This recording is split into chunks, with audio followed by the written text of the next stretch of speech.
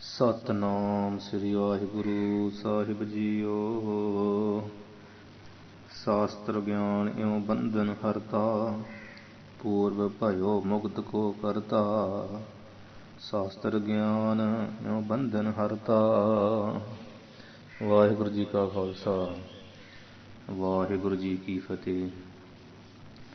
ਸੋ ਕੱਲ ਆਪਾਂ 23 ਛੰਦ ਤੱਕ 8ਵਾਂ ਅਧਿਆਇ ਪੜ੍ਹਿਆ ਸੀ।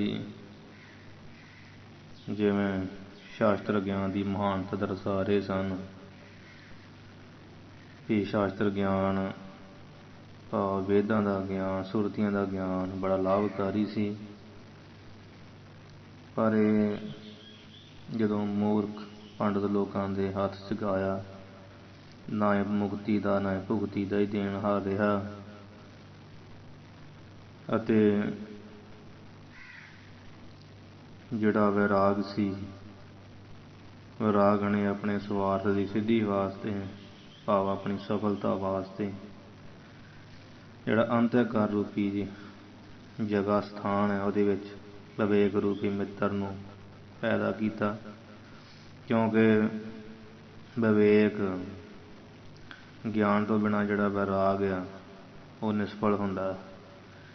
ਇਸ ਕਾਰਨ ਕਰਕੇ ਦੋਨੋਂ ਹੀ ਮਿੱਤਰਾਂ ਨੇ ਭਾਵ ਵਿਵੇਕ ਤੇ ਵੈਰਾਗ ਨੇ ਮਿਲ ਕਰਕੇ ਜਿਹੜੀ ਜੀਵ ਤੇ ਈਸ਼ ਦੀ ਏਕਤਾ ਸੀ ਉਸ ਨੂੰ ਦਰਸਾਇਆ ਤੇ ਉਹਦਾ ਜੋ ਭਰਮ ਸੀ ਵੀ ਜੀਵ ਵੱਖਰਾ ਈਸ਼ਵਰ ਵੱਖਰਾ, ਉਹਦਾ ਨਾਸ਼ ਕੀਤਾ। ਜਿਸ ਤਰ੍ਹਾਂ ਸੂਰਜ ਤੇ ਅੱਖਾਂ ਦੋਨੋਂ ਹੀ ਮੇਰੇ ਦਾ ਨਾਸ਼ ਕਰ ਦਿੰਦੇ ਆ, ਬਿਨਾਂ ਯਤਨ ਤੋਂ, ਬਿਨਾਂ ਥਕਾਵਟ ਤੋਂ, ਬਿਨਾਂ ਸ਼ਰਮ ਤੋਂ। ਇਸ ਤਰ੍ਹਾਂ ਜਿਹੜਾ ਸੀ ਵਿਵੇਕ ਤੇ ਵੈਰਾਗ ਦੀ ਏਕਤਾ ਤੇ ਜੀਵ ਈਸ਼ਵਰ ਦੀ ਏਕਤਾ ਦਰਸਾਈ। ਸੋ ਸ਼ਾਸਤਰ ਗਿਆਨ ਦੀ ਮਹਿਮਾ ਕਰਦੇ ਆ ਵੀ ਪਹਿਲਾਂ ਸਮਾਂ ਕੀ ਸੀ ਤੇ ਵਿਦਿਆ ਮਾਂ ਵਰਗੀ ਸੀ। ਉਹ ਸਾਰਾ ਹੀ ਅੱਜ ਜਿਹੜਾ ਪਿੱਛੇ ਪੜ੍ਹਿਆ ਤੇ ਅੱਜ ਵੀ ਅੱਗੇ ਪੜ੍ਹਾਂਗੇ। ਜਿਵੇਂ ਭਰਤਰ ਹਰੀ ਜੀ ਸਿੱਖਿਆ ਦੇ ਰਹੇ, ਸ਼ਾਸਤਰ ਗਿਆਨ ਇਉ ਬੰਧਨ ਹਰਤਾ। ਕਿਉਂਕਿ ਇਹ ਇਸ ਤਰ੍ਹਾਂ ਭਾਵ ਕਿਵੇਂ ਸੂਰਜ ਤੇ ਅੱਖਾਂ ਵਾਂਗ, ਜਿਵੇਂ ਉੱਤੇ ਆਇਆ ਨਾ ਜਿਉ ਰਵ ਦ੍ਰਿਗਤਮ ਹਰਤ ਬਿਨਾ ਸ਼ਰਮ, ਇਉਂ ਜਾਂ ਇਸ ਤਰ੍ਹਾਂ ਸੂਰਜ ਤੇ ਅੱਖਾਂ ਵਾਂਗ, ਅੱਖਾਂ ਵਰਗਾ ਪਹਿਲਾ ਸਮਾਂ ਜਿਹੜਾ ਸ਼ਾਸਤਰ ਸੀ, ਸ਼ਾਸਤਰ ਗਿਆਨ ਸੀ, ਉਹ ਬੰਧਨਾਂ ਮੋਹ ਮਮਤਾ ਤੇ ਬੰਧਨਾਂ ਨੂੰ ਨਾਸ਼ ਕਰਦਾ ਹੁੰਦਾ ਸੀ। ਪੂਰਬ ਭਇਓ ਮੁਕਤ ਕੋ ਕਰਤਾ। ਜਦੋਂ ਥੋੜ੍ਹਾ ਜਿਹਾ ਸਮਾਂ ਬੀਤਿਆ ਤਾਂ ਕਹਿੰਦੇ ਉਹੀ ਉਹ ਜਿਹੜਾ ਸ਼ਾਸਤਰ ਗਿਆਨ ਆ ਉਹ ਮੂਰਖ ਪੁਰਸ਼ਾਂ ਨੂੰ ਹੋਣ ਲੱਗਾ। ਠੀਕ ਆ, ਪੂਰਬ ਭਇਓ ਮੁਕਤ ਕੋ ਕਰਤਾ। ਪੂਰਬਾ ਪਹਿਲਾਂ ਜਿਹੜਾ ਇਹ ਉਹ ਮੁਕਤੀ ਦਾ ਕਰਦਾ ਸੀ, ਉਹ ਮੁਕਤੀ ਦਾ ਕਰਤਾ ਹੋਇਆ ਸ਼ਾਸਤਰ ਗਿਆਨ ਤੇ ਮੋਹ ਮਮਤਾ ਦੇ ਬੰਧਨ ਨੂੰ ਨਾਸ਼ ਕਰਦਾ ਸੀ। ਕਿੰਚਿਤ ਕਾਲ ਬਤੀਤ ਭਇਓ ਜਬ, ਕਿੰਚਿਤ ਭਾਵ ਥੋੜ੍ਹਾ ਜਿਹਾ ਸਮਾਂ, ਥੋੜ੍ਹਾ ਜਿਹਾ ਸਮਾਂ ਜਦੋਂ ਜਬ ਕਿ ਜਦੋਂ ਬਤੀਤ ਭਇਓ ਗਈ ਹੋਇਆ, ਵਹੀ ਬੋਧ, ਉਹੀ ਭਾਵ ਵਹੀ ਬੋਧ ਕਿਹਾ ਕਿ ਉਹੀ ਉਹ ਜਿਹੜਾ ਸ਼ਾਸਤਰ ਗਿਆਨ ਆ ਉਹ ਜਨ ਮੁਗਧਨ, ਜਿਹੜੇ ਮੁਗਧ ਹਨ ਭਾਵ ਮੂਰਖ ਜਨ ਪੁਰਸ਼ ਆ, ਉਹਨਾਂ ਮੂਰਖ ਪੁਰਸ਼ਾਂ ਨੂੰ ਹੋ ਗਿਆ। ਜੋ ਵਿਸ਼ਈ ਪੰਡਤ ਸੀ ਤੇ ਵਿਸ਼ੇ ਸੁੱਖ ਵਾਸਤੇ ਪੜ੍ਹਨ ਲੱਗੇ ਤੇ ਉਹਨਾਂ ਦੀ ਹਾਲਤ ਫਿਰ ਕੀ ਹੋਈ, ਫਿਰ ਉਹ ਕੀ ਕਿੱਦਾਂ ਦੇ ਹੋ ਗਏ। ਵਿਖੈ ਸੁਖੋਂ ਕੇ ਸਿੱਧ ਨਿਮਿਤਾ।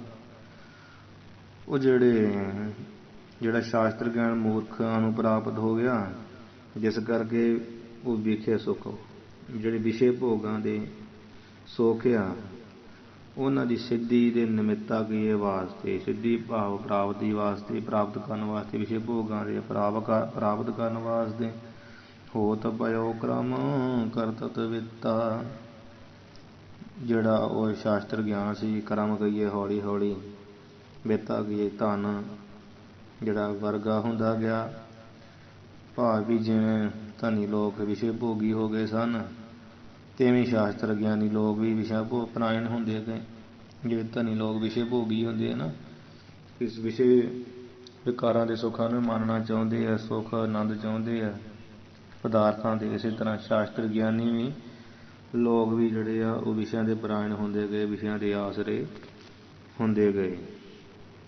ਉਹਨਾਂ ਨੂੰ ਵੀ ਇਹ ਲੱਗਾ ਵੀ ਬਸ ਵਿੱਦਿਆ ਦੂਜਿਆਂ ਨੂੰ ਸੁਣਾਉਣੀ ਹੈ, ਅਮਲ ਕਰਨ ਦੀ ਕੋਈ ਲੋੜ ਨਹੀਂ। ਆਪਣਾ ਜਿਹੜੀ ਮਾਇਆ ਬਣਦੀ ਉਹ ਲਾਓ ਅਤੇ ਆਪਣਾ ਕਾਰਜ ਸਿੱਧ ਕਰੋ। ਹੋਤ ਪਇਓ ਕਰਮ ਕਰਤਤ ਵਿਤਾ। ਉਹਨਾਂ ਵਿਸ਼ਈ ਪੁਰਸ਼ਾਂ ਨੇ ਜਦੋਂ ਸ਼ਾਸਤਰ ਪੜ੍ਹੇ ਲਿਖੇ ਅਤੇ ਉਹ ਪੜ੍ਹ ਲਿਆ ਅਤੇ ਫਿਰ ਵਿਸ਼ਿਆਂ ਦੀ ਸੁੱਖ ਦੀ ਸਿੱਧੀ ਵਾਸਤੇ ਉਹ ਜਿਹੜਾ ਵਿੱਦਿਆ ਦਾ ਗਿਆਨ ਸੀ ਹੌਲੀ ਹੌਲੀ ਕਰਮ ਜਿਹੜਾ ਧਨ ਰੂਪ ਹੁੰਦਾ ਗਿਆ।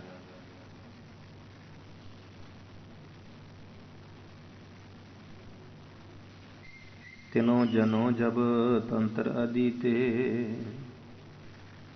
ਤਿਨੋ ਭਾਵ ਤਿਨਾਂ ਨੇ, ਉਹਨਾਂ ਨੇ ਭਾਵ ਕਿਹੜੇ ਮੂਰਖ ਲਾਲਚੀ ਪੰਡਤਾਂ ਨੇ।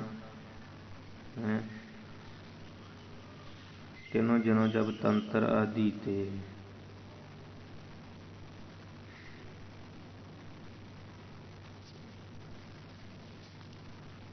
ਤਿਨੋ ਜਨੋ ਜਬ ਤੰਤਰ ਅਦੀਤੇ। ਤਿੰਨੋਂ ਜਨਾਂ ਨੇ ਭਾਵ ਜਦ ਤਿੰਨੋਂ ਕਹੀਏ ਉਹਨਾਂ ਜਨਾਂ ਨੇ ਭਾਵ ਉਹ ਮੂਰਖ ਤੇ ਲਾਲਚੀ ਪੰਡਤਾਂ ਨੇ ਤੰਤਰ ਸ਼ਾਸਤਰ ਤੇ ਸ਼ਾਸਤਰ ਗਿਆਨ ਅਧੀਤੇ ਕਹੀਏ ਪੜ੍ਹੇ। ਅਧੀਤੇ ਆਪ ਪੜ੍ਹ ਲਏ, ਅਧੀਤ ਦਾ ਅਰਥ ਪੜ੍ਹੇ। ਕਰਤ ਭਏ ਨ੍ਰਿਪ ਸਰਬ ਸਾਪਰੀ ਦੇ। ਤਬ ਕਹੀ ਤਦੋਂ ਸਰਬ ਕੀ ਸਾਰੇ ਹੀ ਜਿਹੜੇ ਨ੍ਰਿਪ ਰਾਜੇ ਆ, ਉਹ ਰਾਜੇ ਲੋਕ ਆ, ਫਿਰ ਉਹ ਜੇ ਮੂਰਖ ਲੋਕਾਂ ਦੇ ਨਾਲ ਸਾਫ ਪ੍ਰੀਤੀ ਦੇ ਸਹਿਤ ਜਿਹੜਾ ਪ੍ਰੇਮ ਆ ਉਹ ਕਰਤ ਕੇ ਕਰਨ ਪਏ ਕੇ ਲੱਗੇ। ਫਿਰ ਉਹ ਤਦ ਸਾਰੇ ਰਾਜੇ ਲੋਕ ਉਹਨਾਂ ਨਾਲ ਪ੍ਰੀਤੀ ਕਰਨ ਲੱਗ ਪਏ, ਕਿਉਂਕਿ ਆਪਣਾ ਬਰਾਬਰ ਨੂੰ ਹਾਣ ਨੂੰ ਹੀ ਹਾਣ ਆਣ। ਉਹ ਜੇ ਸ਼ਾਸਤਰ ਗਿਆਨੀ ਹੋ ਗਏ ਅਤੇ ਉਹੋ ਜਿਹੇ ਰਾਜੇ ਲੋਕ ਸੀ, ਜਿਸ ਕਰਕੇ ਫਿਰ ਉਹਨਾਂ ਦੀ ਆਪੋ ਵਿੱਚ ਬਣ ਲੱਗੀ ਬੜੀ ਪ੍ਰੀਤੀ ਦੇ ਸਹਿਤ। ਰਾਜੇ ਧਨੀ ਲੋਕ ਸਰਵਣ ਕਰਨ ਲੱਗੇ ਅਤੇ ਉਹ ਰਾਜੇ ਧਨੀ ਇਸ ਤਰ੍ਹਾਂ ਦੇ ਵੀ ਕਹਿੰਦੇ ਇਸ ਤਰ੍ਹਾਂ ਦੇ ਸੀ। ਪਹਿਲਾਂ ਰਾਜੇ ਤਾਂ ਇਸ ਤਰ੍ਹਾਂ ਦੇ ਸੀ, ਪਰ ਉਹ ਕਿਹੋ ਜਿਹੇ ਹੋ ਗਏ। ਗੁਰ ਗੋ ਵਿਪਰਨ ਦਰਸ਼ਨ ਮਾਹੀ। ਗੁਰ ਕਹੀਏ ਗੁਰੂ, ਗੋ ਕਹੀਏ ਗਊ, ਵਿਪਰਨ ਕਹੀਏ ਬ੍ਰਾਹਮਣ। ਗਊ ਅਤੇ ਗਊਆਂ, ਗੁਰੂ ਅਤੇ ਗਊਆਂ, ਪੁਨः ਬ੍ਰਾਹਮਣ ਅਤੇ ਦਰਸ਼ਨ ਮਾਹੀ ਭਾਵ ਦਰਸ਼ਨ ਸ਼ਾਸਤਰ, ਸ਼ਾਸਤਰਾਂ ਦੇ ਮਾਹੀ ਕਹੀਏ ਵਿੱਚ। ਤ੍ਰਿਧਾ ਅਨੰਨਿਆ ਭਗਤੋ ਰਜਾਹੀ। ਤ੍ਰਿਧਾ ਕਹੀਏ ਤਿੰਨ ਭਾਵ ਉਹ ਕੀ ਹੈ ਮਨ ਬਾਣੀ ਸਰੀਰ ਕਰਕੇ, ਜਿਨ੍ਹਾਂ ਦੇ ਹਿਰਦੇ ਦੇ ਵਿੱਚ ਇੱਕ ਰਸ ਭਗਤੀ ਸੀ, ਪਰਮੇਸ਼ਰ ਦੀ ਅਨੰਦ ਭਗਤੀ ਸੀ। ਗੁਰੂ ਅਤੇ ਗਊਆਂ ਬ੍ਰਾਹਮਣ ਸ਼ਾਸਤਰ ਦੇ ਵਿੱਚ ਮਨ ਬਾਣੀ ਸਰੀਰ ਕਰਕੇ ਜਿਨ੍ਹਾਂ ਦੇ ਹਿਰਦੇ ਵਿੱਚ ਇੱਕ ਰਸ ਭਗਤੀ ਸੀ। ਧਰਮੀ ਸਤਵਾਦੀ ਮਨ ਦਾਇਆ। ਫਿਰ ਜੋ ਰਾਜੇ ਧਰਮੀ ਸੀ ਅਤੇ ਸਤਵਾਦੀ ਸੱਚ ਬੋਲਣ ਵਾਲੇ ਅਤੇ ਜਿਨ੍ਹਾਂ ਦੇ ਮਨ ਵਿੱਚ ਦਇਆ ਕਹੀਏ ਦਇਆ ਸੀ। ਸ਼ੁਭ ਗੁਣ ਮੰਦਰ ਅਸ ਨਰ ਰਾਇਆ। ਮਾਨੋ ਕਿ ਉਹ ਕਹਿੰਦੇ ਰਾਜੇ ਕਾਹਦੇ ਸੀ, ਉਹਦੇ ਸ਼ੁਭ ਗੁਣਾਂ ਦੇ ਮੰਤਰੀ ਸੀ। ਐਸੇ ਨਰਾਂ ਦੇ ਰਾਜੇ ਸੀ। ਨਰ ਰਾਇਆ ਭਾਵ ਨਰਾਂ ਦੇ ਰਾਜੇ ਐਸੇ ਸੀ ਕਿ ਉਹ ਰਾਜੇ ਕਾਹਦੇ ਬੰਦੇ ਕਾਹਦੇ ਉਹਦੇ ਮਨ ਸ਼ੁਭ ਗੁਣਾਂ ਦੇ ਮੰਤਰੀ ਸੀ, ਜਿਨ੍ਹਾਂ ਦੇ ਅੰਦਰ ਗੁਰੂ ਬ੍ਰਾਹਮਣ ਗਊ ਅਤੇ ਸ਼ਾਸਤਰਾਂ ਦੇ ਵਿੱਚ ਜਿਨ੍ਹਾਂ ਦਾ ਮਨ ਬਾਣੀ ਸਰੀਰ ਐਨ ਲੱਗਾ ਹੋਇਆ ਸੀ ਅਤੇ ਅਨਿੰਨ ਪਰਮੇਸ਼ਰ ਦੀ ਭਗਤੀ ਹਿਰਦੇ ਵਿੱਚ ਸੀ। ਜਿਨ੍ਹਾਂ ਦੇ ਜੋ ਧਰਮੀ ਸੀ, ਧਰਮ ਕਮਾਉਣ ਵਾਲੇ, ਸਤਵਾਦੀ ਸੀ, ਮਨ 'ਚ ਦਇਆ ਸੀ, ਮਨੋ ਰਾਜੇ ਅਤੇ ਸ਼ੁਭ ਗੁਣਾਂ ਦੇ ਮੰਤਰੀ ਸੀ। ਠੀਕ ਹੈ ਜੀ। ਆਸ ਨਰ ਰਾਇਆ ਪਾਠ ਕਰ ਲੈਣਾ। ਆਸ ਨਰ ਰਾਇਆ ਵੀ ਐਸੇ ਨਰਾਂ ਦੇ ਰਾਜੇ ਸਨ ਜੋ ਸ਼ੁਭ ਗੁਣਾਂ ਦੇ ਮੰਤਰੀ ਸੀ। ਤਾਂ ਤੇ ਆਮ ਨਾਏ ਸੁਣ ਸਾਦਰ। ਉਹਨਾਂ ਪੰਡਤਾਂ ਦੇ ਸ਼ਾਸਤਰ ਸਹਿਤ ਆਦਰ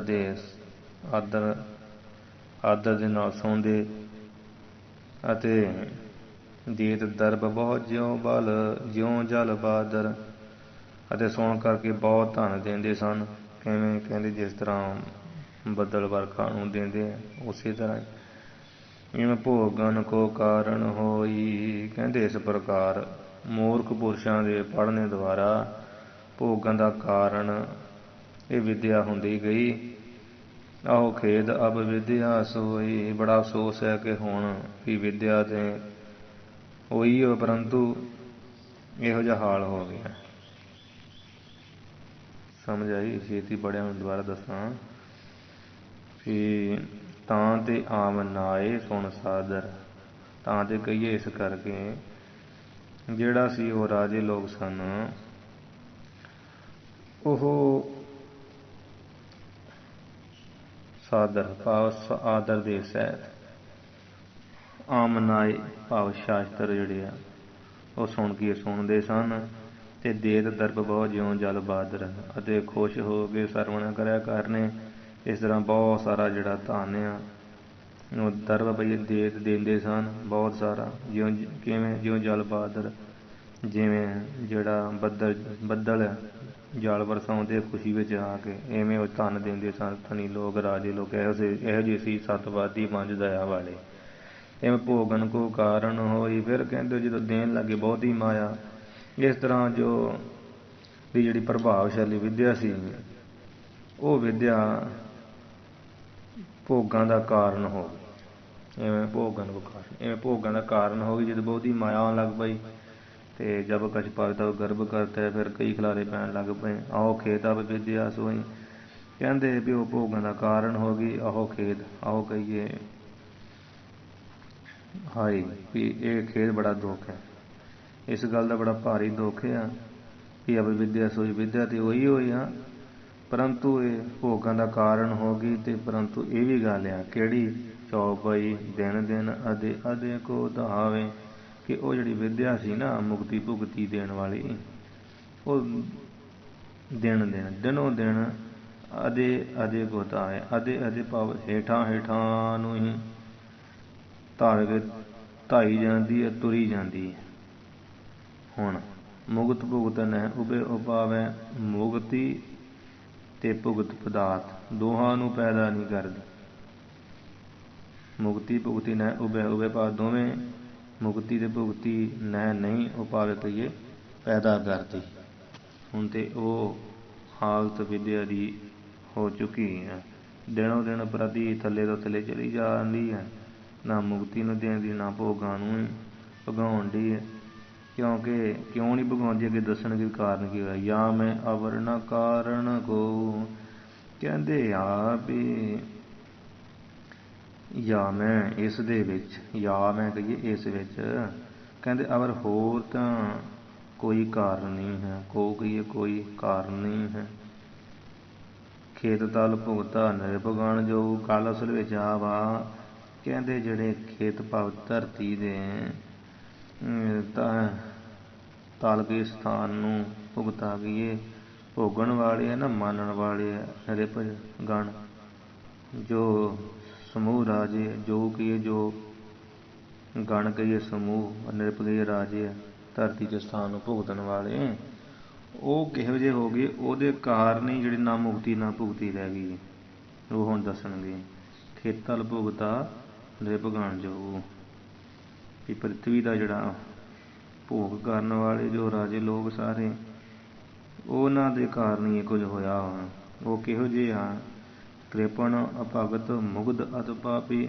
ਇੱਕ ਤੇ ਉਹ ਸਾਰੇ ਰਾਜੇ ਬੜੇ ਸੂਮ ਆ, ਸੂਮਾਂ ਦੇ ਨਾਨੇ ਹੀ ਆ, ਕੰਜੂਸ ਆ। ਫਿਰ ਅਭਗਤ ਭਗਤੀ ਤੋਂ ਹੀਣੇ ਆ। ਫਿਰ ਮੁਗਧ ਮੂਰਖ ਆ। ਤੇ ਅਤ ਪਾਪੀ, ਅਤ ਤੇ ਪਾਪੀ ਲੋਕ ਮਹਾਪਾਪੀ ਆ। ਦੁਰਗਮ ਗਾਮੀ, ਦੁਰਗਮ ਜਿਹੜਾ ਭੈੜੇ ਰਸਤੇ ਤੇ ਗਾਮੀ ਗਏ ਚੱਲਣ ਵਾਲੇ, ਕਠਨ ਵੇਦ ਵਿਰੋਧੀ ਆ। ਦੁਰਗਮ ਗਾਮੀ ਭਾਵ ਭੈੜੇ ਰਸਤੇ ਚੱਲਣ ਵਾਲੇ, ਭਾਵ ਵੇਦ ਵਿਰੋਧੀ ਆ। ਤੇ ਵੇਦ ਵਿਰੋਧ ਰਸਤਿਆਂ ਵਿੱਚ ਜਾਣ ਵਾਲੇ ਆ। ਠੀਕ ਹੈ। ਦੁਰਗਮ ਦੁਰਅਗਮ, ਅਗਮ ਨਾਮ ਸ਼ਾਸਤਰਾਂ ਦਾ ਹੁੰਦਾ। ਸ਼ਾਸਤਰਾਂ ਤੋਂ ਦੁਰਗਮ ਕਹੀਏ, ਖੋਟੇ ਹੋਏ, ਸ਼ਾਸਤਰਾਂ ਵੱਲੋਂ ਖੋਟੇ ਹੋਏ ਆ, ਤੇ ਗਾਮੀ ਚੱਲਣ ਵਾਲੇ, ਖੋਟੇ ਹੋਏ ਚੱਲਣ ਵਾਲੇ ਆ, ਭਾਵ ਵੇਦ ਵਿਰੋਧ ਰਸਤਿਆਂ ਵਿੱਚ ਜਾਣ ਵਾਲੇ ਆ। ਅਤੇ ਮ੍ਰਿਖਾ ਕਹੀਏ, ਝੂਠ ਅਲਾਪੀ ਕਹੀਏ, ਅਲਾਪਣ ਵਾਲੇ, ਕਹਿਣ ਵਾਲੇ, ਝੂਠ ਬਚਨ ਬੋਲਣ ਵਾਲੇ ਆ। ਇਹੋ ਜਿਹੇ ਦੇ ਹੋ ਗਏ, ਫਿਰ ਉਹਦੇ ਮੁਕਤੀ ਭੁਗਤੀ ਕਿੱਥੇ ਰਹਿਣੀ ਆ। ਉਹਨਾਂ ਕਿਹੜਾ ਕਿਸੇ ਨੂੰ ਵਿਦਵਾਨ ਕੋਈ ਦੇਣਾ ਲੈਣਾ, ਨਾਨਕ ਕਦਰ ਕਰਨੀ ਹੈਗੀ। ਹੋਰ ਦੱਸਣਗੇ, ਸ਼ਾਸਤਰੋਂ ਮਾਹੇ ਨਾਹੇ ਰਤ ਰਾਈ। ਫਿਰ ਉਹਨਾਂ ਦੀ ਸ਼ਾਸਤਰਾਂ ਦੇ ਗਿਆਨ ਵਿੱਚ, ਸ਼ਾਸਤਰਾਂ ਵਿੱਚ ਰਾਈ ਮਾਤਰ, ਰਤੀ ਜਿੰਨੀ ਵੀ ਉਹਨਾਂ ਦੀ ਕੋਈ ਰਤ ਦਾ ਅਰਥ ਪ੍ਰੀਤੀ ਆ, ਰਾਈ ਦਾ ਅਰਥ ਰੱਤੀ ਜਾਂ ਰਾਈ, ਜਿਹੜੀ ਰਾਈ ਦਸਵੇਂ ਭਾਏ ਗੁਰਬਾਣੀ 'ਚ ਹੁੰਦਾ ਨਾ, ਜਿਹੜਾ ਸਰੋਂ ਦਾ 10ਵਾਂ ਹਿੱਸਾ ਹੁੰਦਾ ਉਹਨੂੰ ਰਾਈ ਕਿਹਾ ਜਾਂਦਾ। ਸਰੋਂ ਦਾ ਜਿਹੜਾ ਦਾਣਾ ਉਹਦਾ 10ਵਾਂ ਹਿੱਸੇ ਨੂੰ ਰਾਈ ਕਿਹਾ ਜਾਂਦਾ। ਵੀ ਸ਼ਾਸਤਰਾਂ ਵਿੱਚ ਉਹਨਾਂ ਦੀ ਕੋਈ ਰਤ ਪ੍ਰੀਤੀ ਨਹੀਂ ਹੈ। ਅਗੁਣ ਅਜਸ ਨਿੱਧ ਅਸ ਨਰ ਰਾਈ। ਔਗੁਣਾ ਦੇ ਤੇ ਆਪ ਜਸ ਦੇ, ਵਡਿਆਈ ਜਸ ਤੋਂ ਰਹਿਤ, ਉਹਦੇ ਤੇ ਉਹ ਨਿੱਜੀ ਖਜ਼ਾਨਾ ਹੀ ਆ। ਐਸ ਅਸ ਕੋਈ ਐਸੇ ਹੈ, ਨਰ ਰਾਈ ਨਰਾਂ ਦੇ ਰਾਜੇ, ਨਰਾਂ ਦੇ ਰਾਜੇ ਦੇ ਐਸੇ ਆ। ਗੁਣ ਕੋਈ ਹੈ ਨਹੀਂ, ਜਸ ਕੋਈ ਹੈ ਨਹੀਂ, ਤੇ ਸਗੋਂ ਆਪ ਜਸ ਦੇ ਤੇ ਔਗੁਣਾ ਦੇ ਤੇ ਨਿੱਜੀ ਖਜ਼ਾਨਾ ਹੀ ਆ, ਭੰਡਾਰੇ ਹੀ ਆ। ਸੋ ਅਬ ਵਿਦਿਆ ਦੇਖ ਤਿਨਾ ਕੋ, ਕਹਿੰਦੇ ਕਿ ਉਹਨਾਂ ਪੁਰਸ਼ਾਂ ਨੂੰ ਦੇਖ ਕੇ ਜਿਹੜੀ ਉਹ ਹੁਣ ਵਿਦਿਆ ਆ, ਨਾ ਹੀ ਭੁਗਤ ਕੀ ਦੇਤ ਜਨਾਂ ਕੋ, ਉਹ ਭੁਗਤੀ ਪਦਾਰਥ ਤੇ ਕੋਈ ਦਿੰਦੀ ਨਹੀਂ ਜਨਾਂ ਨੂੰ।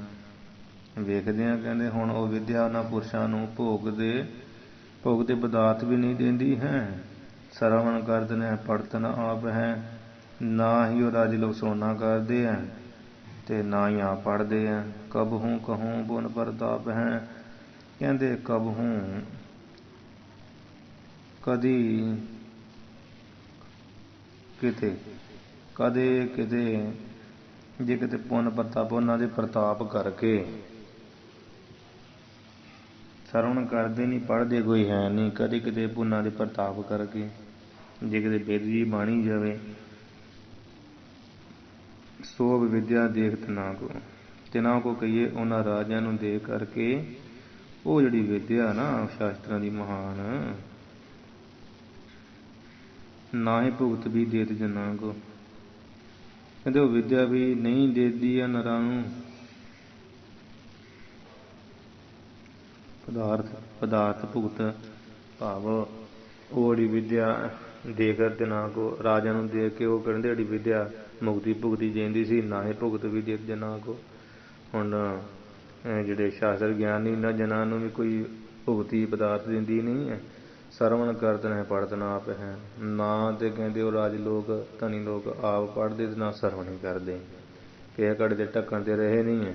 ਕਬਹੂ ਕਹੂੰ ਪੁਨ ਪ੍ਰਤਾਪ ਹੈ, ਕਬਹੂ ਕਹਿੰਦੇ ਕਦੇ, ਕਹੂੰ ਕਹੀਏ ਕਿਸੇ ਜਾਂ ਕਿਤੇ ਜਾਂ ਕਿਧਰੇ, ਪੁੰਨ ਪ੍ਰਤਾਪੇ ਪੁੰਨਾਂ ਦੇ ਪ੍ਰਤਾਪ ਕਰਕੇ ਫਲ ਕਰਕੇ, ਕਿੰਚਿਤ ਕਥਾ ਸਮਾਗਮ ਬਨ ਹੈ, ਕਿਤੇ ਕਿੰਚਿਤ ਕਹੀਏ ਥੋੜ੍ਹਾ ਜਿਹਾ ਸਮਾਂ ਮਾਤਰ, ਕਥਾ ਕੀਰਤਨ ਕਿਤੇ ਹੁੰਦਾ ਹੋਵੇ, ਇਤਿਆਦਿਕ ਸ੍ਰੇਸ਼ਟ ਪੁਰਸ਼ ਮਿਲ ਜਾਣ, ਇਹੋ ਜਿਹਾ ਕਿਤੇ ਕਹਿੰਦੇ ਸਮਾਗਮ, ਕਿਤੇ ਸਤਸੰਗ ਬਣ ਹੈ ਬਣ ਵੀ ਜਾਵੇ। ਜੇ ਬਾਣੀ ਜਾਵੇ ਤੇ ਫਿਰ ਕੀ ਕਰਦੇ, ਸੁਣਤ ਅਰੋਚ ਨਹਿ ਤਾਂ ਮਹਿਮਾਨ ਹੈ, ਕਹਿੰਦੇ ਸੁਣਦੇ ਤਾਂ ਹੈ ਪਰ ਪ੍ਰੀਤ ਅਰੋਚ, ਰੁਚੀ ਤੋਂ ਬਿਨਾਂ, ਪ੍ਰੀਤ ਤੋਂ ਬਿਨਾਂ ਹੀ ਸੁਣਨ ਤੋਂ ਬੈਠ ਜਾਂਦੇ ਆ। ਪਰ ਜੀਜੂ ਦੇ ਕਰਦਾ ਨਹੀਂ, ਬੱਜੇ ਰੁੱਤੇ ਬੈਠ ਜਾਂਦੇ ਆ, ਫਿਰ ਇੱਕ ਦੂਜੇ ਨਾਲ ਗੱਲਾਂ ਗੁੱਲਾਂ ਕਰੀ ਜਾਂਦੇ, ਜਿਵੇਂ ਸਾਡਾ ਹਾਲ ਲੋਕਾਂ ਦਾ ਅੱਜ ਕੱਲ੍ਹ। ਅਤੇ ਉਹ ਫਿਰ ਅੱਜ ਕੱਲ੍ਹ ਜਿੰਨਾ ਮਰਜ਼ੀ ਵਿਦਵਾਨ ਬਣ ਕੇ ਆ ਕਥਾ ਜੀ ਕਰੀ ਜਾਈ ਨਾ ਗ੍ਰੰਥਾਂ ਦੀ, ਅਤੇ ਹਾਂ ਜਿਹੜੇ ਸੁਣਨ ਵਾਲੇ ਨਹੀਂ ਆ ਉਹਨਾਂ ਵਾਸਤੇ ਕੋਈ ਕਥਾ ਨਹੀਂ, ਉਹ ਨਾ ਧਿਆਨ ਹੀ ਦਿੰਦੇ, ਸੋ ਗੱਲਾਂ ਕਰਦੇ। ਸੁਣ ਤਾਂ ਰੁਚ, ਜੇ ਕਦੇ ਸਮਾਗਮ ਬਣ ਹੀ ਜਾਵੇ ਵੀ ਸੁਣ ਹੀ ਲੈਂਦੇ, ਕੁਝ ਚੱਲੀ ਕਥਾ ਸੁਣੀਏ, ਉੱਥੇ ਜਾ ਕੇ ਸੁਣਦੇ ਨਹੀਂ, ਰੁਚੀ ਦੇ ਸਹਿਤ ਧਿਆਨ ਕੋਈ ਨਹੀਂ ਹੁੰਦਾ, ਤਾਂ ਮਹਿਮਨ ਹੈ, ਅਤੇ ਨਾ ਹੀ ਉਹਦੇ ਵਿੱਚ ਕੋਈ ਮਨ ਮੂੰਹ ਨਹੀਂ ਹੈ ਉਹਨਾਂ ਦਾ ਲੱਗਦਾ। ਹਾਂਜੀ, ਅਤੇ ਚਿੱਤ ਭ੍ਰਮਤ ਭਵ ਅਰਥਨ ਮਾਹੀ, ਅਤੇ ਮਨ ਕਰਕੇ ਸੰਸਾਰ ਦੇ ਧੰਦਿਆਂ ਦਾ ਚਿੰਤਨ ਹੀ ਕਰਦੇ ਆ। ਚਿੱਤ ਜਿਹੜਾ ਵਾ, ਚਿੱਤ ਦਾ ਅਰਥ ਮਨ ਵੀ ਹੁੰਦਾ। ਚਿੱਤ ਜੇ ਤੇ ਜਾਂ ਮਨ ਭਰਮਦਾ ਰਹਿੰਦਾ ਸੰਸਾਰ ਦੇ ਅਰਥਾਂ ਦੇ ਵਿੱਚ, ਧੰਦਿਆਂ ਦੇ ਵਿੱਚ, ਅਰਥਨਮਾਈ ਸੰਸਾਰ ਦੇ ਧੰਦਿਆਂ ਵਿੱਚ, ਕੰਮਾਂ ਵਿੱਚ ਚਿੱਤ ਭਰਮਦਾ ਰਹਿੰਦਾ ਹੈ। ਉੱਥੇ ਬੈਠਿਆਂ ਵੀ ਕਥਾ ਅਰਥ ਕਿਛ ਬੂਝਦੇ ਨਹੀਂ। ਕਥਾ ਦਾ ਜਿਹੜਾ ਅਰਥ ਹੈ ਵੀ ਕੀ ਕਹਿ ਰਹੇ, ਦਾ ਮਤਲਬ ਕੀ ਹੈ, ਵਿਚਾਰ ਕੀ ਚੱਲ ਰਹੀ ਆ, ਉਹ ਕੋਈ ਬੁੱਝਦੇ ਨਹੀਂ, ਉਹ ਕੁਝ ਸਮਝਦੇ ਨਹੀਂ, ਉਹ ਸਮਝੀ ਨਹੀਂ ਪੈਂਦੀ। ਤੇ ਨਾ ਕੁਝ ਪੁੱਛਦੇ ਆ, ਸਮਝਣ ਵਾਸਤੇ ਵੀ ਪਤਾ ਨਹੀਂ ਲੱਗਾ ਤੇ ਕਿਰਪਾ ਕਰ ਦਿਓ, ਚਲੋ ਦੱਸ ਦਿਓ, ਸਾਨੂੰ ਤੇ ਕੋਈ ਸਮਝ ਨਹੀਂ ਆ ਰਹੀ, ਚਲੋ ਤੁਸੀਂ ਜੇ ਕਰ ਹੀ ਰਹੇ ਹੋ ਕਥਾ ਤੇ ਸਾਨੂੰ ਥੋੜਾ ਦੱਸ ਦਿਓ, ਕੁਛ ਸਮਝ ਆ ਜੇ। ਨਾ, ਇਹ ਵੀ ਕੋਈ ਗੱਲ ਨਹੀਂ। ਜਿਹੜੇ ਆਪਾਂ ਸੰਸਾਰ ਦੇ ਅਰਥਨ ਕਹੀਏ, ਧੰਦੇ ਜਾਂ ਪਦਾਰਥ ਹੈ ਨਾ, ਉਹਨਾਂ ਵਿੱਚ ਚਿੱਤ ਭਰਮਦਾ ਫਿਰਦਾ ਹੈ। ਕਥਾ ਅਰਥ ਕਿਸੇ ਬੂਝਦੇ ਨਹੀਂ। ਤੇ ਇਸ ਵਾਸਤੇ ਕਥਾ ਦੇ ਅਰਥ ਦੀ ਕੋਈ ਸਮਝ ਨਹੀਂ ਹੁੰਦੀ। ਬੂਝਦੇ ਭਾਵ ਸਮਝਦੇ ਨਹੀਂ ਹੈ ਤੇ ਨਾ ਸਮਝਣ ਵਾਸਤੇ ਪੁੱਛਦੇ ਆ। ਹਰ ਸਰਦਾ ਜਨ ਕਛ ਦਰਬ ਹੈ। ਅਤੇ ਸ਼ਰਧਾ ਤੋਂ ਬਿਨਾਂ ਜਦੋਂ ਹਰ ਸ਼ਰਧਾ ਤੋਂ ਬਿਨਾਂ ਜਨ ਕਹਿੰਦੇ ਜੋ ਵੀ ਜਨ ਕੁਝ ਕਿਤੇ, ਉਹ ਜਿਹੜਾ ਕੁਛ ਦਰਬ ਹੈ, ਧਨ ਆ, ਦੇਹ ਤਾਹੇ ਕੋ ਤਬ ਅਤ ਗਰਭ ਹੈ। ਤਾਹੇ ਕਹੀਏ ਉਹਨਾਂ ਗਿਆਨੀ ਪੰਡਤਾਂ ਨੂੰ, ਕਥਾਵਾਚਕਾਂ ਨੂੰ, ਜੇ ਦੇਹ ਦੇ ਹੀ ਦਿੰਦੇ ਆ ਤਬ ਅਤ ਗਰਭ ਹੈ, ਤਦੋਂ ਕਹਿੰਦੇ ਮਨ ਵਿੱਚ ਬੜਾ ਹੰਕਾਰ ਕਰਦਾ, ਬੜਾ ਦਾਨ ਕਰਦਾ, ਬੜਾ ਪੈਸਾ ਦੇਦਾ। ਜਦੋਂ ਕਹਿੰਦੇ ਕਥਾ ਦਾ ਭੋਗ ਹੀ ਪੈ ਜਾਵੇ ਤੇ ਸ਼ਰਧਾ ਤੋਂ ਬਿਨਾਂ ਹੋ ਕੇ ਕੁਛ ਧਨ ਦੇਣਾ ਅਤੇ ਦੇ ਕਰਕੇ ਅਤੀ ਹੰਕਾਰ ਕਰਦੇ ਆ ਤੇ ਅਸੀਂ ਬੜਾ ਦੇ ਦਿੱਤਾ। ਭਗਤਾ ਕੋ ਅਨੁਚਰ ਵਤ ਜਾਣੇ। ਅਤੇ ਕਥਾ ਜਿਹੜਾ ਕਰਤਾ ਨਾ, ਭਗਤਾ ਜਿਹੜਾ ਕਥਾ ਕਰਨ ਵਾਲਾ ਭਗਤਾ, ਬਚਨ ਸੁਣਾਉਣ ਵਾਲਾ ਭਗਤਾ, ਤੇ ਉਸ ਕਥਾ ਕਰਤਾ ਪੁਰਸ਼ ਨੂੰ ਕਹਿੰਦੇ ਅਨੁਚਰ ਕਹੀਏ, ਦਾਸ ਸੇਵਕ, ਨੌਕਰ ਦੀ ਨਿਆਈ ਜਾਣੇ ਕਹੀਏ, ਜਾਣਦੇ ਆ। ਪ੍ਰਧਾਨਾਂ ਦਾ ਹਾਲੇ ਹੋਈ ਅੱਜ ਕੱਲ, ਠੀਕ ਹੈ। ਧਾ ਤੇ ਕਰਤ ਨਾ ਅਤ ਸਨਮਾਨੇ। ਇਸ ਕਰਕੇ ਕਹਿੰਦੇ ਜਿਹੜਾ ਅਤ ਦਾ ਸਨਮਾਨ ਕਰਨਾ ਸੀ, ਉਹਦੇ ਸਨਮਾਨ ਕੋਈ ਕਰਦੇ ਹੀ ਨਹੀਂ। ਉਪਕਾਰ ਜਾਣਨਾ ਤੇ ਦੂਰ ਰਿਹਾ ਵੀ ਇਹ ਕਥਾ ਵਾਚ ਗਿਆ, ਗਿਆਨੀ ਆ, ਸਾਨੂੰ ਕੋਈ ਸਿੱਖਿਆ ਦਿੱਤੀ ਆ। ਕਹਿੰਦੇ ਜਿਹੜਾ ਕਥਨ ਕਰਨ ਵਾਲਾ ਭਗਤ ਆ ਨਾ, ਉਹਦਾ ਉਪਕਾਰ ਸਮਝਣਾ ਚਾਹੀਦਾ ਸੀ, ਉਹ ਤੇ ਬੜੀ ਦੂਰ ਰਿਹਾ। ਕਹਿੰਦੇ ਉਸਨੂੰ ਉਪਕਾਰੀ ਜਾਣ ਕੇ ਉਹਦੀ ਸੇਵਾ ਕਰਨੀ ਚਾਹੀਦੀ ਆ, ਉਹ ਵੀ ਕੋਈ ਕਰਦੇ ਨਹੀਂ, ਨਾ ਸਨਮਾਨ ਕਰਦੇ। ਤੇ ਤਾਂ ਤੇ ਕਰਤ ਨਾ ਕਹਿੰਦੇ, ਤਾਂ ਹੀ ਕਰਦੇ ਨਹੀਂ ਸੇਵਾ, ਤੇ ਅਤ ਸਨਮਾਨ ਨਾ ਸਨਮਾਨ ਹੀ ਕਰਦੇ। ਵੱਡੇ ਵੱਡੇ ਸ਼ਹਿਰਾਂ 'ਚ ਜਦੋਂ ਅੱਗ ਲੱਗੀ ਪਈ ਹੈ ਪ੍ਰਧਾਨਾਂ ਨੂੰ, ਬੁਰਾ ਹਾਲ ਹੈ, ਸਮਝਦੇ ਕੁਝ ਨਹੀਂ। ਕਥਾ ਵਾਚ ਕੇ ਭਾਵੇਂ ਬਿਮਾਰ ਹੋ ਕੇ ਮਰ ਜੇ, ਉਹਨਾਂ ਕਦੇ ਪੁੱਛਣਾ ਨਹੀਂ। ਜੇ ਦਾਲ ਚੱਲਦੀ ਰਹੀ ਸਾਰਾ ਮਹੀਨਾ ਤੇ ਦਾਲ ਹੀ ਦੇਈ ਜਾਣੀ, ਸਰੀਰ ਦੀ ਕੇਅਰ ਨਹੀਂ ਕਰਨੀ, ਕੋਈ ਉਹਦੀ ਸੇਵਾ ਨਹੀਂ ਕਰਨੀ, ਇਹੋ ਜਿਹਾ ਤੇ ਹਾਲ ਆ। ਤਾਂ ਹੀ ਲੋਕ ਇਹ ਮਾਰ ਕੇ ਛੱਡ ਕੇ ਤੇ ਫਿਰ ਹੋਰਨਾਂ ਪਾਸੇ ਜਾਂਦੇ, ਕਹਿੰਦੇ ਸਿੱਖੀ ਤੋਂ ਲੋਕ ਟੁੱਟਣ ਡੇ। ਪੁੱਛਣਾ ਕਿਸੇ ਨੂੰ ਹੁੰਦਾ ਨਹੀਂ। ਜਿੱਥੇ ਸਿੱਖ ਫਸਿਆ ਕਸ਼ਟ 'ਚ ਫਸਿਆ ਹੀ ਰਹਿੰਦਾ।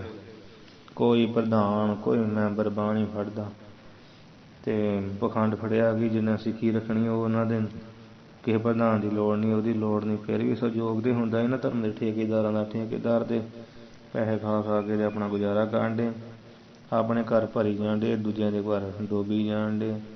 ਤੇ ਕਹਿ ਦੇਣਗੇ ਸਿੱਖੀ ਤੇ ਇੱਦਾਂ ਹੀ ਆ ਜੀ। ਸਿੱਖੀ ਇੱਦਾਂ ਦੀ ਕੀ ਹੈ? ਅਸੀਂ ਲੋਕ ਆਪਣੇ ਘਰ ਭਰੀ ਜਾਓ, ਤੁਹਾਡੇ ਵਾਸਤੇ ਵੀ ਸਿੱਖੀ ਬਰਾਬਰ ਹੀ ਹੈ ਫਿਰ। ਪਰ ਲੋਕ ਕਿੱਥੇ ਸਮਝਦੇ ਆ। ਜਿਹੜਾ ਬਣ ਗਿਆ ਪ੍ਰਧਾਨ, ਉਹ ਸਮਝਦਾ ਕਿਸੇ ਨੂੰ ਬੜਾ।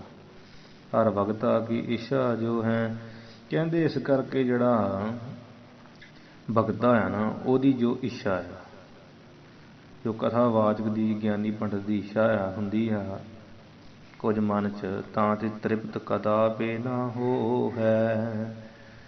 ਤਦ ਪੇ ਕਦਾਪੇ, ਤਾਂ ਤੇ ਇਸੇ ਕਰਕੇ ਕਹਿੰਦੇ ਕਦੇ ਵੀ ਉਹਨਾਂ ਦੀ ਤ੍ਰਿਪਤੀ ਨਹੀਂ ਹੁੰਦੀ ਹੈ। ਕਦੇ ਵੀ ਉਹਨਾਂ ਦੀ ਇੱਛਾ ਪੂਰੀ ਨਹੀਂ ਹੁੰਦੀ। ਇੱਛਾ ਪੂਰੀ ਨਾ ਕਰਕੇ ਤ੍ਰਿਪਤੀ ਨਹੀਂ ਹੁੰਦੀ। ਤਾਂ ਤੇ ਇਸੇ ਕਰਕੇ ਤ੍ਰਿਪਤੀ ਕਦਾਪੇ, ਕਦੇ ਵੀ ਨਾ ਨਹੀਂ ਹੈਗੀ ਹੁੰਦੀ, ਏਦਾਂ ਹੀ ਰਹਿ ਜਾਂਦੇ ਵਿਚਾਰੇ। ਤਾਂ ਤੇ ਜੋ ਬੁੱਧਮਾਨ ਹੈ ਜਨ, ਤਾਂ ਤੇ ਕੀ ਇਸੇ ਕਰਕੇ ਜੋ ਬੁੱਧੀਮਾਨ ਪੁਰਸ਼ ਆ, ਵਿਦਵਾਨ ਆ, ਭੂਪਨ ਭਵਨੇ ਗਮਨ ਕਰੇ ਜਿਨ। ਕਹਿੰਦੇ ਭੂਪਨ ਜਿਹੜੇ ਰਾਜੇ ਆ, ਰਾਜਿਆਂ ਦੇ ਭਵਨੇ ਕੀ ਘਰ ਜਿਹੜਾ ਜਾਣਾ ਹੈ, ਕਰੇ ਜਿਨ, ਮਤਾ ਜਾਣਾ ਕਰੇ। ਰਾਜਨ ਕਰ ਮਤਾ ਜਾਣਾ ਕਰੇ, ਜਿੰਦ ਅਰਥ ਹੁੰਦਾ ਮਤਾ ਜਾਂ ਕਦੇ ਕਦੇ ਵੀ ਜਾਣਾ ਨਾ ਕਰੇ। ਰਾਜਨ ਕਰ ਜਾਣਾ ਨਾ ਕਰੇ ਜਿਹੜਾ ਬੁੱਧੀਮਾਨ ਪੁਰਸ਼ ਆ, ਕਿਉਂਕਿ ਉਹਨਾਂ ਨੂੰ ਕਾ ਸਤਿਕਾਰ ਕੋਈ ਕਰਨਾ ਨਹੀਂ, ਸਗੋਂ ਆਪਣੀ ਆਪਣਾ ਮਾਨ ਨਹੀਂ ਢਾਉਣਾ, ਕੋਈ ਫਾਇਦਾ ਤੇ ਹੈ ਨਹੀਂ। ਇਸੇ ਕਰਕੇ ਜਿਹੜੇ ਕਹਿੰਦੇ ਜਿਹੜੇ ਸਿਆਣੇ ਵਿਦਵਾਨ ਪੁਰਸ਼ ਆ ਨਾ ਬੁੱਧੀਮਾਨ, ਉਹ ਰਾਜਿਆਂ ਦੇ ਘਰ ਕਦੇ ਚਿੱਤ ਵੀ ਜਾਣਾ ਨਹੀਂ ਕਰਦੇ। ਤੇ ਕਿੱਦਾਂ ਰਹਿੰਦੇ ਆ? ਦੋਹਰਾ ਨਿਰਦੂਖਣ ਭੂਖਣ ਮਹਾ, ਕਹਿੰਦੇ ਜੋ ਦੋਸ਼ਾਂ ਤੋਂ ਰਹਿਤ ਆ, ਭਾਵ ਜੋ ਮਾਣ ਸਤਿਕਾਰ ਨਹੀਂ ਨਾਸ ਕਰਦੇ, ਭੰਗ ਨਹੀਂ ਕਰਦੇ, ਜਿਤਨੀ ਮਿੱਟੀ 'ਚ ਮਿਲਾਉਂਦੇ। ਠੀਕ ਹੈ ਜੀ। ਫਿਰ ਭੂਖਣ ਮਾਂ, ਜੋ ਮਹਾਂਪੁਰਸ਼ਾਂ ਗੁਣੀ ਗਿਆਨੀ ਦਾ ਮਹਾਨ ਭੂਖਣ ਗਹਿਣਾ ਆ, ਉਹ ਕੀ ਆ? ਰੂਖਣ ਸੇਵ ਹੈ ਸੋਏ, ਉਹ ਆ ਰੁੱਖ। ਮਹਾਂਪੁਰਸ਼ਾਂ ਦਾ ਗਹਿਣਾ ਕੀ ਆ? ਰੁੱਖ। ਉਹ ਦਰਖਤ ਰੂਪ ਗਹਿਣਾ ਹੈ। ਜੋ ਮੁਕਤੀ ਦੀ ਇੱਛਾਵਾਨ ਵਿਦਵਾਨ ਪੁਰਖ ਆ, ਉਹ ਸੇਵ ਹੈ ਸੋਏ, ਉਹ ਕਹਿੰਦੇ ਸੇਵ ਹੈ ਸੇਵਾ ਕਰਦੇ ਰੁੱਖਾਂ ਦੀ। ਭਾਵ ਕੀ ਹੈ ਵੀ ਉਹਨਾਂ ਦੇ ਆਸਰੇ ਰਹਿ ਕੇ ਉਹਨਾਂ ਦਾ ਫਲ ਖਾਂਦੇ ਆ, ਸਿਮਰਨ ਤੇ ਤਪ ਕਰਦੇ ਆ। ਤੇ ਵਿਦਵਾਨ ਪੁਰਸ਼ਾਂ ਦੇ ਕੀ ਫਿਰ ਪੱਲੇ ਪੈਂਦਾ? ਤਬੈ ਤਨੇ ਵਿਦਿਆ ਜਨ, ਕਹਿੰਦੇ ਤਦੋਂ ਜਿਹੜੀ ਵਿਦਿਆ ਆ ਪੜ੍ਹੀ ਹੋਈ ਉਹਨਾਂ ਦੀ, ਉਹ ਜਨ ਕੀ ਹੈ ਪੈਦਾ ਕਰਦੀ ਹੈ। ਤਬੈ ਕਿ ਤਦੋਂ ਵਿਦਿਆ ਜਨੇ ਪੈਦਾ ਕਰਦੀ ਹੈ। ਤਨੇ ਕੇ ਪੁੱਤਰਾਂ ਨੂੰ ਕਿਹੜੇ? ਭੁਗਤ ਮੁਕਤ ਸ਼ੁਭ ਦੋਏ, ਜੋ ਚੰਗੇ ਸ਼ੁਭ ਪੁੱਤਰ ਇਹਨਾਂ ਦੋ ਕੀ ਭੁਗਤੀ ਪਦਾਰਥ ਤੇ ਮੁਕਤੀ, ਇਹ ਦੋ ਪੈਦਾ ਕਰਦੀ ਪੁੱਤਰ ਵਿਦਿਆ ਤਦੋਂ ਉਹਨਾਂ ਦੀ। ਜਦੋਂ ਉੱਥੇ ਰੁੱਖਾਂ ਦੇ ਆਸਰੇ ਬਹਿ ਕੇ ਦਿਨ ਕੱਢਦੇ ਤੇ ਖਾ ਪੀ ਲੈਂਦੇ ਆ, ਮਾਣ ਭੰਗ ਨਹੀਂ ਹੁੰਦਾ, ਫਿਰ ਉਹ ਕਹਿੰਦੇ ਉਹੀ ਵਿਦਿਆ ਸਤਿਕਾਰ ਦਿਵਾਉਂਦੀ, ਪਦਾਰਥ ਦਿਵਾਉਂਦੀ ਹੈ ਵੀ ਬੜਾ ਵਿਦਵਾਨ ਹੈ, ਤੇ ਮੰਗਦਾ ਨਹੀਂ ਕਿਸੇ ਕੋਲ, ਕਿਸੇ ਦੀ ਆਥੜੀ ਨਹੀਂ ਕਰਦਾ। ਫਿਰ ਉਹ ਵਿਦਿਆ ਪੜੀ ਅਮਲ ਕੀਤੀ ਹੁੰਦੀ ਹੈ, ਤਾਂ ਕਰਕੇ ਫਿਰ ਉਹ ਜਿਹੜੇ ਮਹਾਨ ਆ ਮਹਾਂਪੁਰਸ਼ ਵਿਦਵਾਨ ਆ, ਉਹ ਫਿਰ ਮੁਕਤੀ ਨੂੰ ਵੀ ਪਾ ਲੈਂਦੇ। ਜਦੋਂ ਸ਼ਾਸਤਰ ਵਿਚਾਰ ਕਰਨ ਤੋਂ ਵਿਦਵਾਨ ਨੂੰ ਸੰਤੋਖ ਦੀ ਪ੍ਰਾਪਤੀ ਹੋ ਗਈ, ਤਾਂ ਉਸਨੇ ਰਾਜੇ ਦਾ ਡਰ ਛੱਡ ਕੇ ਜੰਗਲ ਦੇ ਫਲਾਂ ਕੰਦਰਾਂ ਦੇ ਵਿੱਚ ਜਾ ਕੇ ਗੁਜ਼ਾਰਾ ਕਰ ਲੈਣਾ, ਫਲਾਂ ਨੂੰ ਖਾ ਲੈਣਾ, ਕੰਦ ਮੂਲ ਖਾ ਕੇ ਸ਼ੁਰੂ ਕਰ ਦਿੰਦਾ। ਜੇ ਤੋਂ ਹਰੀ ਸਿਮਰਨ ਰੂਪ ਭਗਤੀ ਪੈਦਾ ਹੋ ਜਾਂਦੀ, ਤੇ ਭਗਤੀ ਕਰਦਿਆਂ ਭਗਵੰਤ ਦੀ ਪ੍ਰਾਪਤੀ ਰੂਪ ਮੁਕਤੀ ਦਾ ਮਿਲ ਜਾਣਾ ਨਿਸ਼ਚਿਤ ਹੈ। ਠੀਕ ਨਹੀਂ? ਇਸ ਕਰਕੇ ਕਹਿੰਦੇ ਆ ਵੀ ਨਿਰਦੂਖਣ ਭੂਖਣ ਮਹਾ, ਵੀ ਜਿਨ੍ਹਾਂ ਨੂੰ ਮੁਕਤੀ ਦੀ ਇੱਛਾ ਉਹ ਇਸ ਤਰ੍ਹਾਂ ਕਰਨ। ਕਿੱਦਾਂ? ਨਿਰਦੂਖਣ ਭੂਖਣ ਮਹਾ, ਕਿ ਜਿਹੜਾ ਮਾਣ ਨਹੀਂ ਨਾਸ ਕਰਦੇ, ਮਾਣ ਭੰਗ ਨਹੀਂ ਕਰਦੇ, ਬੇਇੱਜ਼ਤ ਨਹੀਂ ਕਰਦੇ, ਤੇ ਨਿਰਦੂਖਣ ਦੋਖਾਂ ਤੋਂ ਰਹਿਤ ਆ, ਉਹ ਜੋ ਵਰਿਸ਼। ਤੇ ਉਹ ਕਹਿੰਦੇ ਜਿਹੜੇ ਮਾਨੀ ਪੁਰਖ ਨਾ, ਜਿਹੜੇ ਜਿੱਦ ਵਾਲੇ ਵਿਦਵਾਨ ਮਹਾਂਪੁਰਸ਼, ਭੂਖਣ ਮਾਨ ਦਾ ਮਹਾਨ ਭੂਖਣ ਗਹਿਣਾ ਹੈ। ਤੇ ਜਿਨ੍ਹਾਂ ਬ੍ਰਿਸ਼ਾਂ ਦੇ ਕੋਲੋਂ ਮੰਗਣ ਕਰਕੇ ਫਲ ਦੀ ਪ੍ਰਾਪਤੀ ਹੁੰਦੀ ਹੈ, ਫਲ ਤੇ ਮਿਲ ਜਾਂਦੇ ਆ, ਆਸਰਾ ਮਿਲ ਜਾਂਦਾ, ਮਹਾਂ ਨਾਸ ਨਹੀਂ ਹੁੰਦਾ। ਤੇ ਉਹਨਾਂ ਸਫਲ ਬਿਰਛਾਂ ਰੁੱਖਾਂ ਨੂੰ ਮੁਕਤੀ ਦੀ ਇੱਛਾ ਵਾਲਾ ਪੁਰ ਸੇਵਾ ਕਰਦਾ, ਕਿਉਂਕਿ ਜਿਹੜੀ ਵਿਦਿਆ ਮੁਕਤੀ ਤੇ ਭੁਗਤੀ ਦੋਨੋਂ ਪੁੱਤਰਾਂ ਨੂੰ ਪੈਦਾ ਕਰਨ ਵਾਲੀ ਹੈ। ਵਿਦਿਆ ਜਿਹੜੀ ਹੈ, ਜਦੋਂ ਸ਼ਾਸਤਰ ਪੜ੍ਹਨ ਦੇ ਨਾਲ ਸੰਤੋਖ ਦੀ ਉਤਪਤੀ ਹੁੰਦੀ ਹੈ, ਤਾਂ ਜਿਹੜਾ ਵਿਦਵਾਨ ਪੁਰਸ਼ ਆ ਰਾਜਿਆਂ ਧਨੀ ਲੋਕਾਂ ਦੇ ਦਰ 'ਤੇ ਜਾਂਦਾ ਨਹੀਂ, ਸਰੀਰ ਦਾ ਨਿਰਵਾਹ ਵਾਸਤੇ ਫਲ ਪੱਤੇ ਖਾ ਕੇ ਆਪਣਾ ਭਖਣ ਕਰਕੇ ਤੇ ਆਪਣਾ ਗੁਜ਼ਾਰਾ ਕਰ ਲੈਂਦਾ, ਜਿਸ ਕਰਕੇ ਇਹ ਉਹਨੂੰ ਭੁਗਤੀ ਮਿਲ ਜਾਂਦੀ, ਪਦਾਰਥਾਂ ਦੀ ਪੈਦਾਇਸ਼ ਹੋ ਜਾਂਦੀ। ਤੇ ਜਦੋਂ ਇਸ ਤਰ੍ਹਾਂ ਭੁਗਤ ਰੂਪ ਪਦਾਰਥਾਂ ਰੂਪ ਪੁੱਤਰ ਹੋਇਆ, ਤਾਂ ਮੁਕਤੀ ਰੂਪ ਦੂਸਰੇ ਸ੍ਰੇਸ਼ਟ ਪੁੱਤਰ ਦੇ ਵੀ ਜਿਹੜੀ ਵਿਦਿਆ ਪੈਦਾ ਕਰ ਦਿੰਦੀ, ਗਿਆਨ ਹੋ ਜਾਂਦਾ, ਕਿਉਂਕਿ ਉਹ ਉੱਥੇ ਉਹ ਵਿਦਿਆ ਦਾ ਅਮਲ ਕਰਦੇ ਆ। ਤਬੇ ਤਨੇ ਵਿਦਿਆ ਜਨੇ, ਕਹਿੰਦੇ ਵਿਦਿਆ ਤਦੋਂ ਜਿਹੜੀ ਹੈ ਤਨੇ ਕੇ ਪੁੱਤਰਾਂ ਨੂੰ ਜਨੇ ਪੈਦਾ ਕਰਦੀ, ਕਿਹੜੇ? ਭੁਗਤ ਮੁਕਤ ਸ਼ੁਭ ਦੋਏ, ਦੋਨੇ ਪੁੱਤਰਾਂ ਭੁਗਤੀ ਤੇ ਮੁਕਤੀ। ਸੋਰਠਾ ਵਿਦਿਆ ਬਧੂ ਪਰਸੂਤ,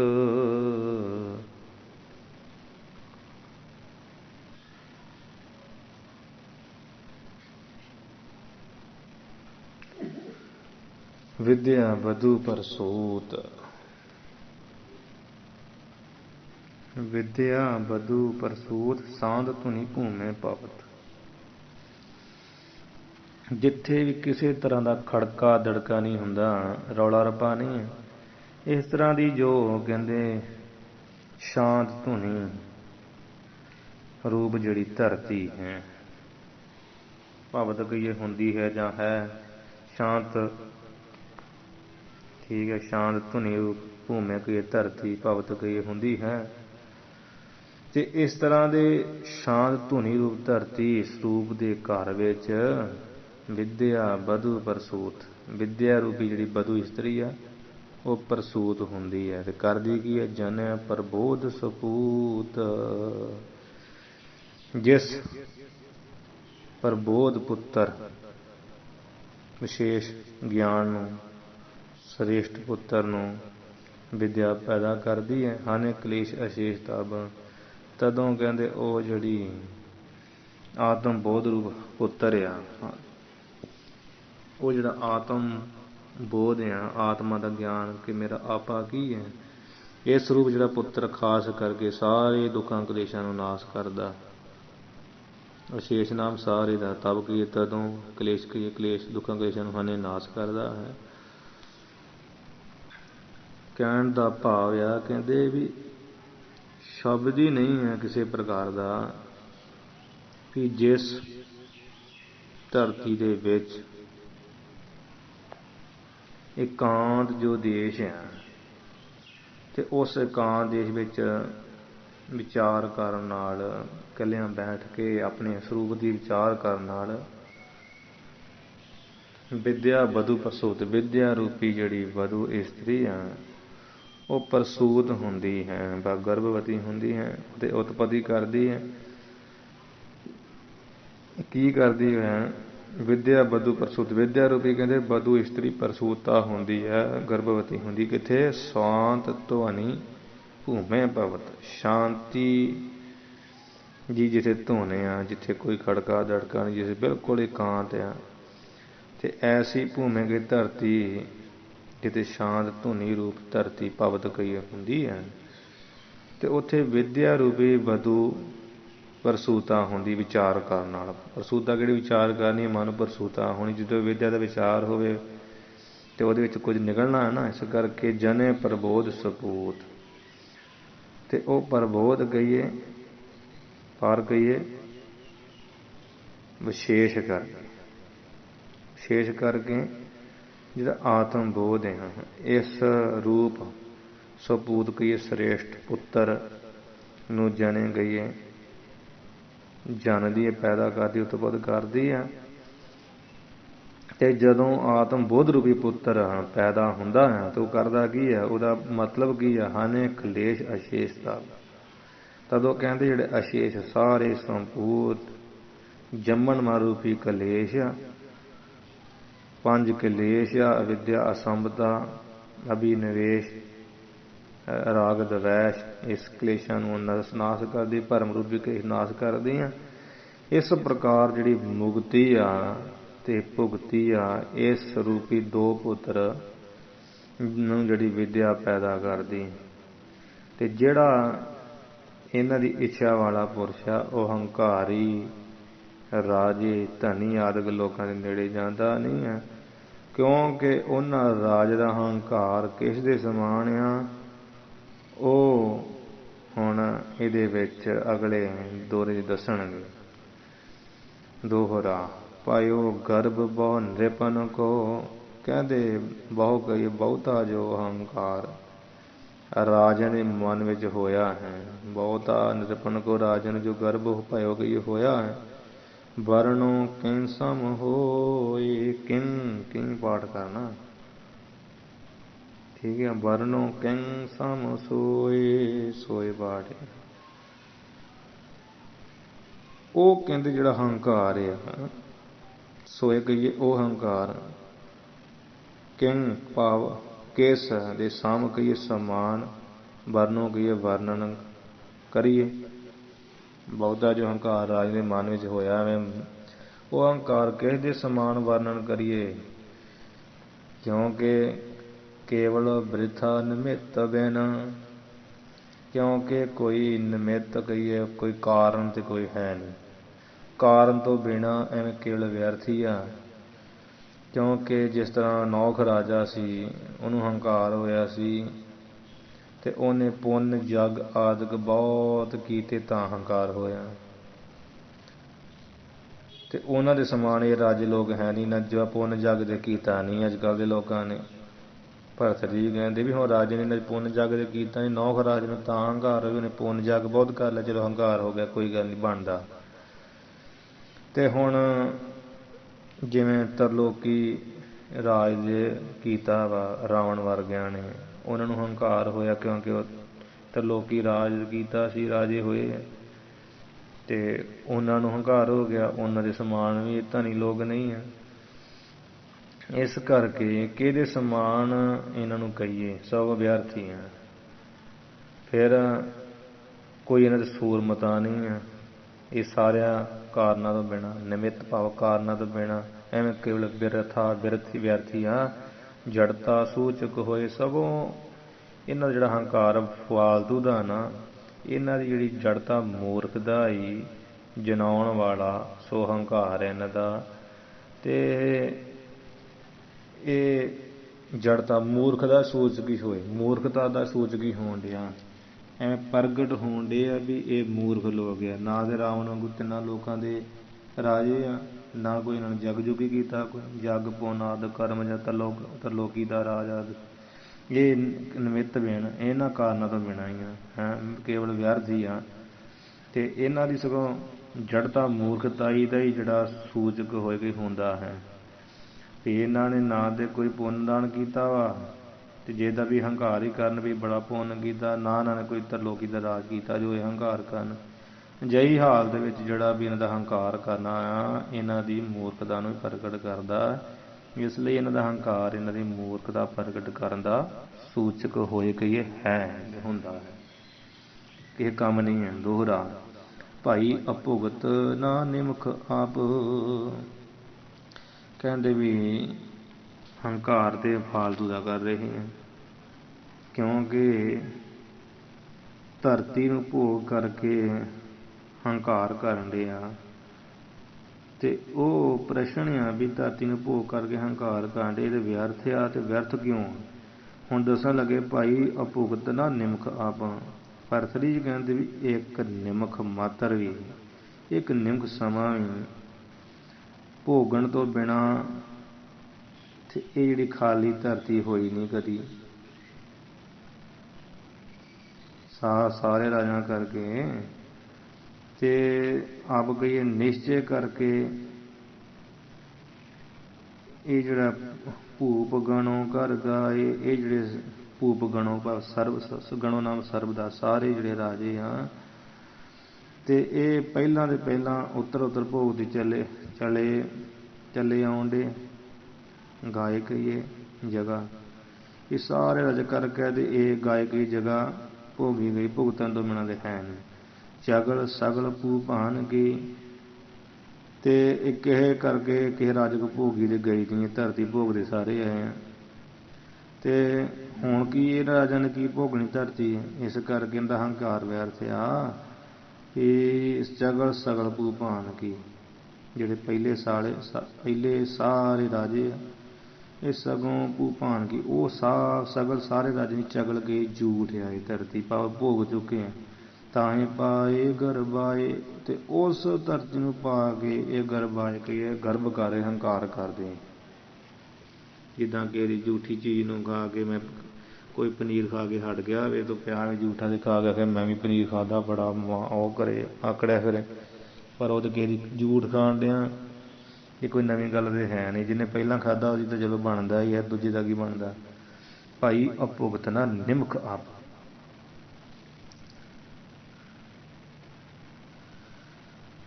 ਵੀ ਉਹ ਧਰਤੀ ਦਾ ਹੰਕਾਰ ਕਰਨ ਡਿਆ ਜੋ ਅਭੁਗਤ ਪਾਪ ਭੁਗਤਣ ਤੋਂ ਬਿਨਾਂ, ਭੋਗੇ ਜਾਣ ਤੋਂ ਬਿਨਾਂ ਜੋ ਭਾਈ ਕਹੀਏ ਹੋਈ ਨਹੀਂ ਹੈ।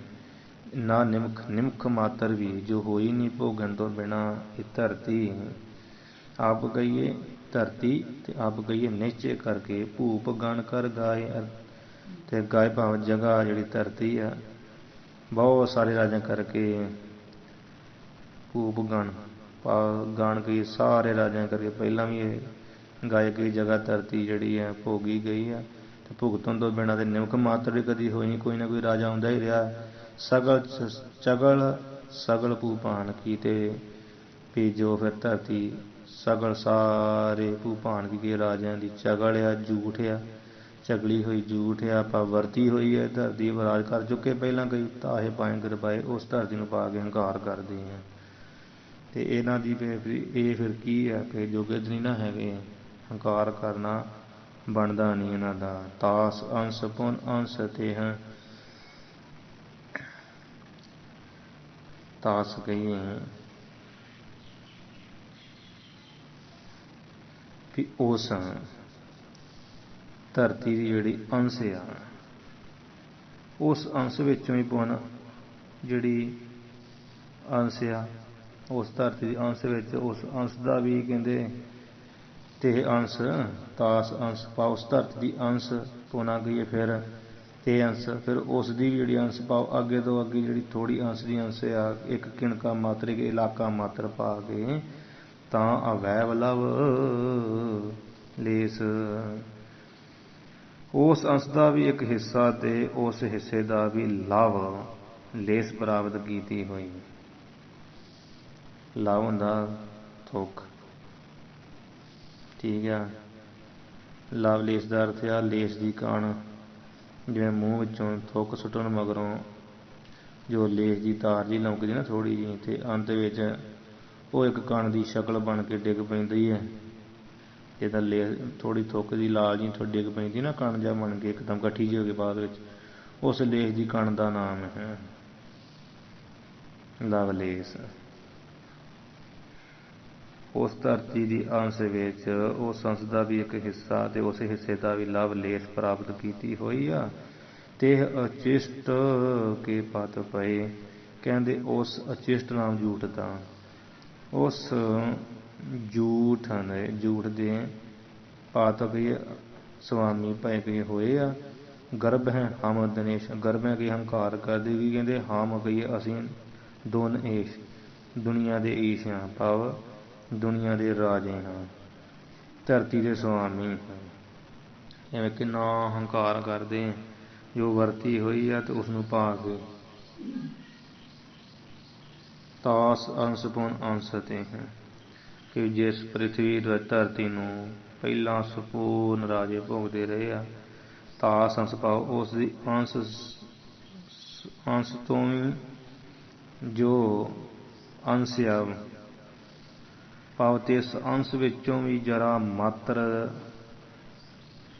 ਤੇ ਉਸ ਜਰਾ ਮਾਤਰ ਵਿੱਚੋਂ ਵੀ ਤਾਂ ਅਵੈਵ ਦਾ ਨਾਮ ਹਿੱਸੇ ਦਾ ਹੈ, ਉਸ ਦੇ ਹਿੱਸੇ ਵਿੱਚੋਂ ਵੀ ਲਾਭ ਕਹੀਏ ਹਿੱਸਾ ਤੇ ਉਸ ਵਿੱਚੋਂ ਵੀ ਲੇਸ ਕਹੀਏ ਹਿੱਸਾ, ਭਾਵ ਉਸ ਧਰਤੀ ਅੰਸ਼ ਵਿੱਚੋਂ ਜਿਹੜੀ ਇੱਕ ਅੰਸ਼ ਆ ਤਾਂ ਅਵੈਵ ਉਸ ਦਾ ਵੀ ਹਿੱਸਾ ਤੇ ਉਸ ਦਾ ਹਿੱਸੇ ਤੋਂ ਭਾਵ ਲਾਭ ਕਹੀਏ ਥੁੱਕ ਜਿੰਨੀ ਭਾਵ ਉਸ ਦਾ ਵੀ ਹਿੱਸਾ ਤੇ ਲੇਸ ਭਾਵ ਫਿਰ ਉਸ ਥੁੱਕ ਦੇ ਹਿੱਸਾ ਭਾਵ ਜਿਹੜੇ ਲਾਲ ਜੀ ਡਿੱਗਦੀ ਤੇ ਕਣੀ ਮਾਤਰ ਥੱਲੇ ਡਿੱਪਦਾ ਕਣ ਜਿਹਾ, ਭਾਵ ਹਿੱਸਿਆਂ ਦੇ ਹਿੱਸੇ ਤੇ ਤੇਹ ਉਚਿਸ਼ਟ ਕੇ ਪਦ ਪਏ ਹੈ। ਲੇਸ ਮਾਤਰ ਹੀ ਉਸ ਲੇਸ ਮਾਤਰ ਦੇ ਜਿਹੜੇ ਆ ਤੇ ਕਈ ਉਸ ਲੇਸ ਮਾਤਰ ਜਿਹੜਾ ਕਣ ਜਿਹਾ ਡਿੱਗਦਾ ਥੁੱਕ ਦੇ ਕਣ ਵਾਂਗ ਉਸ ਲੇਸ ਦੇ ਅਚਿਸ਼ਟ ਕੇ ਝੂਠ ਦੇ ਪਤੀ ਹੋਏ ਆ, ਮਾਲਕ ਹੋਏ ਆ, ਤੇ ਇਹਦੇ ਮਾਲਕ ਹੋ ਕੇ ਗਰਭ ਹੈ ਭਾਵ ਹੰਕਾਰ ਕਰਦੇ ਆ। ਹਮ